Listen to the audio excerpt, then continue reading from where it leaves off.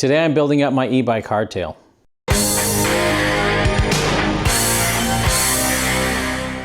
I have a full suspension e-bike, I have a commuter e-bike, a cargo e-bike, but I don't have a hardtail e-bike because there's not really anything out there that excites me. Well, this is Hardtail Party. It makes sense to have a hardtail e-bike. So today I'm gonna build it up.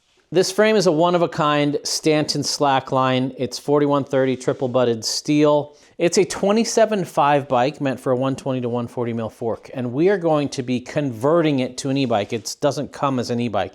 We're gonna be using this CYC Motors kit. I've got a full install video and thoughts over on Big Brain Party. I got some decisions to make on how I'm gonna build this up. I've been super impressed with the quality of this. It just slides into the BB shell.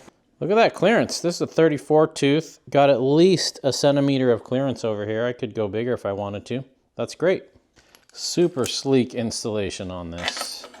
Now I can rotate this wherever I want to change the center of mass and to kind of tuck this up out of the way. I want this to be as tucked as possible so that I don't have to worry about bashing it on things. I have bashed it and it is taking a fair bit of abuse on my full suspension. Let's try not to bash it. So some frames are big enough in here you could rotate the motor into there, but most aren't, even hardtails.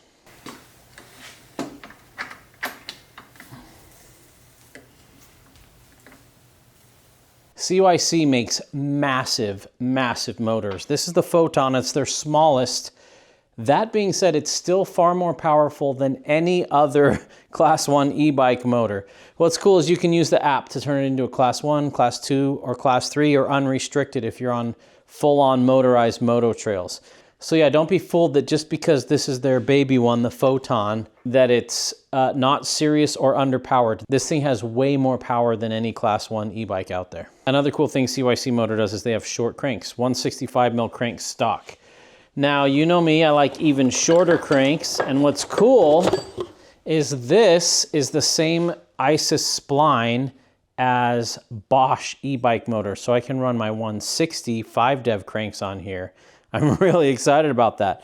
That's gonna be really cool to be able to run that on this bad boy. I should've got the black ones, huh? This thing is really cool. They use a Sprag clutch in there like a giant Onyx hub, and it's got the fastest engagement I've seen on any e-bike motor. And let me just say, this video is not sponsored by CYC. They're not paying me. They sent this in to see what I think about it. I love this thing, and I wish I had 3 more to put on a whole bunch of different bikes. So not a sponsored video. I'm allowed to say whatever I want about it, whatever I think about it. They really don't have any competition in the serious e-bike conversions on mountain bikes. And it's too bad. A lot of people will write this off because they'll see that and be like, oh, that's kind of ugly. It doesn't look as sleek as a true eMTB with the integrated motor. You're right, it isn't as sleek, but it's pretty amazing that you can put this on just about any bike and turn it into an e-bike. You could make an e-bike commuter out of this. You could make eMTB like this. You could do an e-gravel bike, e-road bike, whatever you want. The possibilities are endless, and I like being able to experiment like crazy. All right, motor and cranks are on. This is the battery cradle. The battery is gonna go inside here. This is a massive battery. And anything weighted, you want it all towards the center. When it's way up here, you really feel a heavy front and it's harder to lift the front over logs and stuff. So down here is ideal. However, I really wanna run a water bottle. And in order to do that, I'm gonna have to mount this a little bit up. I'll have to experiment one day to see if moving it back 2 inches makes a noticeable difference. This is the CYC A-Series battery, and it came with this really cool bracket. And it can mount a variety of ways, but we're gonna mount it to the water bottle bosses here. Just makes for a really tidy installation, no rattles, real quiet. I wish I could find even like an SL version of this where they would make one with even less power, because it has so much power and I'm not using it at full power. But I also wish they had like a mini battery too, just for, you know, short 10-mile or less runs. Whew, it's got like 5 mil. Cool. But yeah, you can just pop these off, so you could swap batteries if you had a couple charged up or you were doing a multi-day trip, and you could swap those out. Pretty neat. I really like external batteries like this. This is cool too. The battery's got a key on it to lock it onto its cradle here so that it can't get stolen. Seems like tight clearance is the name of the game here at Hardtail Party. We're always putting in tires that barely fit. Oh, I think I've got 3 mil in there, but hey, I got a water bottle and a battery. Now, as far as cables are concerned, this is simple. I've got a little speed sensor that's going to track how fast my wheels are going, so it'll know when to cut off power. I've got a battery connection, and I've got the display connection. That's it. If you're using this for something like an adaptive cycle, you can order them with a throttle as well.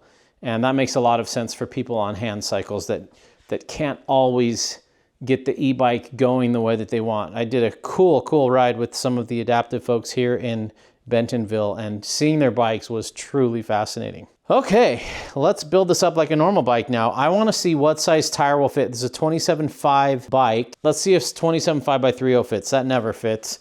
And it's not supposed to fit this. This is supposed to fit 2.8. 45i rim. Oh my goodness, this is actually fitting. You gotta be kidding me. Well, I say fitting. Oh, I've got 7 mil clearance there, 5 mil there. Wow, Stanton. I did not expect that to fit a 27.5 by 3.0. All right, I'm thinking ahead about brakes, and every e-bike I've been on has 200 or 220 mil rotors, front and rear. So I'm gonna put a 200 in the rear because this can generate so much speed rapidly, and it's more weight, it needs more braking power. You really do feel that extra weight on an e-bike. This does not have UK mud clearance for a 3.0. This has Bentonville clearance.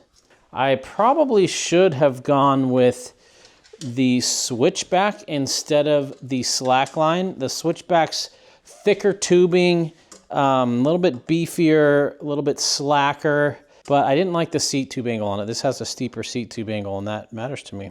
Let's see if we should do mullet or full 27.5. Red is mullet. Oh, we're gonna mullet it. All right. All right, there's a couple things you need to know when mulleting a bike. First of all, this is meant for a 120 to 140 mil 27.5 fork. This is a 120 29er fork. This measures out the same as a 140 27.5 fork. The 29ers have to be taller to fit the taller wheel in there. So to get the head angle the same, you subtract 20 millimeters when swapping to a 29er. Now the front wheel is also going to lift it. That's going to change head angle, seat angle, bottom bracket height. It's not ideal for bikes that aren't designed with it, but bikes are super flexible. So we've got wiggle room to play with this. This is a Stepcast 34, also not a great choice for an e-bike. It's just a lightweight fork for a heavy bike. But my only other option is a 130 pike, and that's gonna give this way too much. Shoot, I forgot, if I'm running 3.0s in the back, I'm gonna wanna run 3.0s in the front, and there's no way this Stepcast 34 fits 3.0s. Yeah, that's not gonna work. The whole part of running 3.0s is to run like 10 PSI, really low PSI. And when you're running low PSI, there's more room in here because it's not as bulgy, but then when you hit a bump, the volume decreases and the pressure increases, so it does get back up to this size up top. But yeah, that's the last thing you want, is to come off a compression and have your tire stop and have it pitch you over the front. Dang it, Fox, you could have just made that flat and it would have fit. So yeah, tons of width there on both sides. So I can already hear the comments of people saying, run a 2.6 in the front and a 3.0 in the back. That's what motorcycles do. Correct, but motorcycles handle far different than bicycles. And motorcycles use the throttle to initiate turns. And so they can actually get that tire to spin a little bit more, whereas the front needs to sink down in the sand. I don't feel that's what mountain bikes need, is tons of traction in the back and not as much in the front. Should I experiment though and do it? 2.6 up front? What if we don't mullet it? What if we run it 27.5 front and rear? I really like the way mullets corner and how they just kind of dive into the corners.